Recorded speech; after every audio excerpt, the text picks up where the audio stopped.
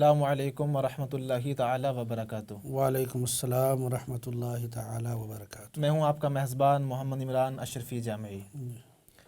اظہار چینل کے ناظرین و سامعین، ہم دل کی عطا گہرائیوں کے ساتھ اپنے مہمان کا استقبال کرتے ہیں۔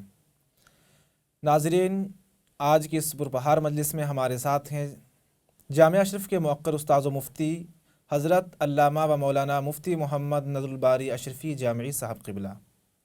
تو آئیے اس خوبصورت مجلس میں آج ہم ان سے ایک خوبصورت معلومات حاصل کرتے ہیں۔ ناظرین، آج ہم ان سے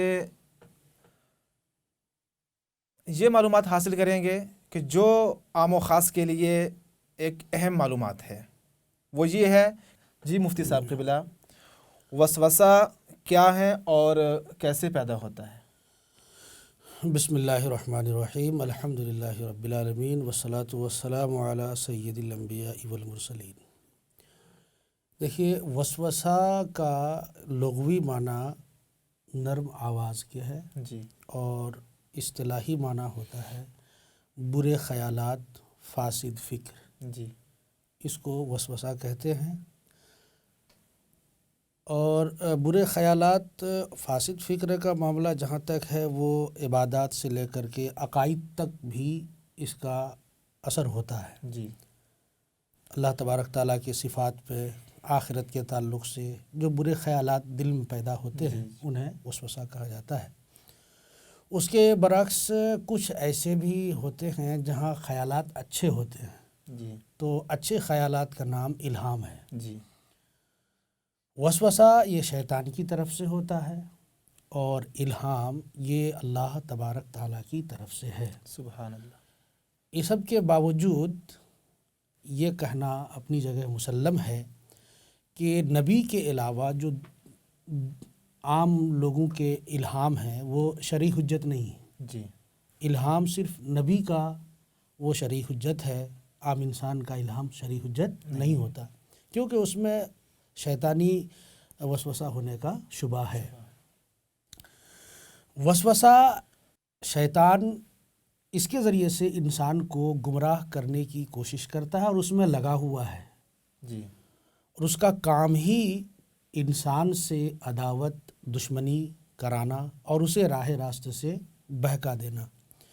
اور شیطانی وساوس سے بچنا ایک مسلمان کی کامیابی اور نجات کا ضامن ہے۔ جی، اس تعلق سے حضرت ابو ہریرہ رضی اللہ تعالیٰ عنہ کی ایک روایت ہے کہ رسول اللہ صلی اللہ علیہ وسلم نے فرمایا کہ جب تم میں کوئی مسجد میں ہوتا ہے تو شیطان آ کر اس کے بدن پر ہاتھ پھیرتا ہے، جی، جیسے تم اپنے گھوڑوں کے بدن پر ہاتھ پھیرتے ہو اسے سہلانے کے لیے، یا اس کو باندھنا چاہتے ہیں، وہ کھلا ہوا ہے تو ہاتھ پھیرتے ہیں تاکہ وہ اپنے جسم کو ڈھیلا کر دے اور آپ آسانی سے اس کو پکڑ لیں، شکار کر لیں۔ جی، تو شیطان بھی انسان کے جسم پر ہاتھ پھیرتا ہے۔ اب وہ تمثیل دیا نبی کریم صلی اللہ علیہ وسلم نے کہ اس گھوڑے کو جب آپ سہلاتے ہیں تو وہ اپنا بدن ڈھیلا کر دیتا ہے، آسانی سے اس کو آپ پکڑ لیتے ہیں۔ جی، اب اس گھوڑے کو پکڑنے کے بعد یا تو اس کو باندھ دیتے ہیں تو گردن جھکائے رکھتا ہے، یا اس کو لگام لگا دیتے ہیں تو منہ کھول کے رہتا ہے۔ بہر دونوں صورت وہ اللہ کا ذکر نہیں کر پاتا ہے، مطلب وہ کچھ کر نہیں سکتا، بول نہیں سکتا ہے۔ جی، اسی طریقے سے انسان پر جب شیطان اس کے جسم کو سہلاتا ہے تو گھوڑے کی طرح اسے لگام ڈال دیتا ہے، یا پھر اس کو اپنی چنگل میں لے لیتا ہے اور اس انسان کو ذکر الہی سے غافل کر دیتا ہے۔ یہ شیطان کا کام ہے اور اس میں وہ بہت حد تک کامیاب بھی ہو جاتا ہے۔ اس کے علاوہ حضرت ابو ہریرہ رضی اللہ تعالیٰ عنہ نے اسی حدیث کے تعلق سے خود فرمایا کہ اس حدیث کی تصدیق تم اپنے آنکھوں دیکھ رہے ہو، اور ظاہر سی بات ہے ہم بھی اس کا مشاہدہ کرتے ہیں اور اس کو تجربے میں لاتے ہیں۔ کوئی جانور بدک جاتا ہے، اس کو پکڑنا چاہیں تو کئی طریقے ہوتے ہیں، اس کو چارہ دکھائیے، یا قریب میں ہے آپ سوچ رہے ہیں کہ ہم ایسے جائیں گے تو بھاگ جائے گا تو اس کو پھچکاریے، سہلائیے تو آپ کے شکار میں آ جاتا ہے۔ جی، تو اس حدیث کی تصدیق ہم اور آپ اپنی زندگی میں بھی کرتے ہیں، اور شیطان کا کام یہی ہے کہ وہ انہی طریقوں سے ہمیں اللہ تبارک تعالیٰ کے ذکر سے غافل کر دیتا ہے۔ تو یہ وسوسے کے طریقے ہیں اور یہ وسوسہ کا معنی ہوا۔ جی، माशाल्लाह, बहुत खूब।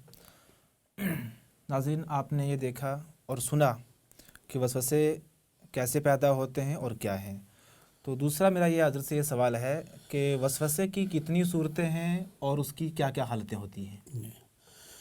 आप वसवसे को 3 हालतों में तकसीम कर सकते हैं। उसके 3 प्रोसेस आप कर सकते हैं। नंबर एक ये कि इंसान को अदद का फ़ैसला करने में वसवसा हो जाए और वो मान ले कि पता नहीं क्या हुआ क्या नहीं हुआ, जी, वसवसा हो जाए और उसको मान ले, ये एक हालत है। ये ऐसी हालत है कि शैतान अपने असले मुराद पर कामयाब हो जाता है। ऐसी सूरत में शैतान उसको अपने चंगुल में ले लेता है। अगर आप उसकी बात को नहीं मानते हैं, उसके वसवसे को अगर आप नहीं मानते हैं, तो वो आपको बार बार वसवसा डालता है, बार बार वसवसा आपके ऊपर डालने की कोशिश करता है। आपको छोड़ता नहीं, बल्कि वो आठों पहर आपके पीछे लगा रहता है। ऐसी सूरत में अगर आपने उसके वसवसे को मानना शुरू कर दिया तो वो उसका सिलसिला बढ़ाता जाता है। जी, ये तो एक हालत होती है। दूसरी हालत वसवसे की यह है कि आप उसे ना माने, वसवसा डाला उसने और आपने उसको माना नहीं, कबूल नहीं किया, लेकिन उसके साथ बहस करने और निज़ा करने में मशगूल हो गए, मतलब सोचने में लग गए, गौर व फिक्र करने में लग गए। तो कह रहे उसके साथ बहस करना और निज़ा करना ये भी उसका अपने नापाक मकसद में कामयाब होना है, क्योंकि उसकी एक कोशिश ये भी होती है कि बंदे को रब तबारक ताला की इबादत से गाफिल कर दे और किसी के साथ झगड़े में उसको लगा दे। और वो काम उसने आपको वसवसा डाल के कर लिया। फिर अब उसमें जब आप वो बहस, आपके दिल में एक जो बहस चलती है, उससे बहुत मुमकिन है कि वो शैतान आप पर ही गालिब आ जाए, फिर आपको इबादत से हटाकर एक लायानी बातों में मशगूल कर दे। तो ये जो दूसरी सूरत है फिर पहली सूरत बन जाती है जो आप मान लेते हैं।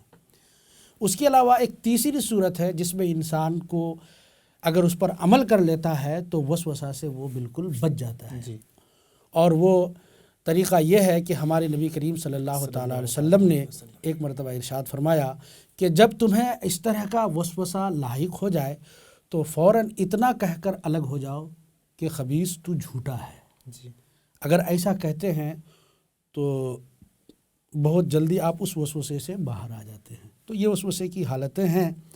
इंसान को इस तरह से वसवसों से बचना चाहिए। जी, उसके और भी तरीक़े होंगे। जी, माशाल्लाह, बहुत खूब।